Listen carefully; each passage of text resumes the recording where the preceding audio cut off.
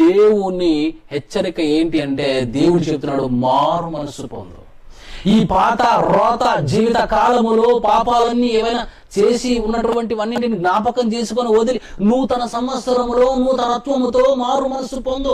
సంవత్సరాలు మారుతున్నాయి, కాలం మారుతుంది, అధికారులు మారుతున్నారు, అందరూ మారుతున్నారు. మార్పు మార్పు మార్పు నూతనములోనికి మారాలి.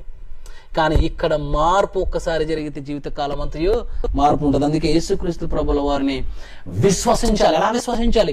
ఈయనే నా ప్రభు, ఆయన శిలువపై నేను చేసిన పాపాలన్నింటికి ఆయన రక్తం చిందించి చనిపోయి 3వ దినాన్న తిరిగి లేచినటువంటి మృత్యుంజయుడైన దేవుడు యేసుక్రీస్తు ప్రభుల వారిని ఇలా ప్రార్థన చేయండి. ఇది పర్సనల్ గా, ఇది అందరికీ చెబుతున్నటువంటి మాట, ఇది అందరికీ చెబుతున్నటువంటి. ఎందుకంటే డెత్ కూడా ఎలా ఉంటుందని అంటే అందరికీ పర్సనల్ గా వస్తుందండి.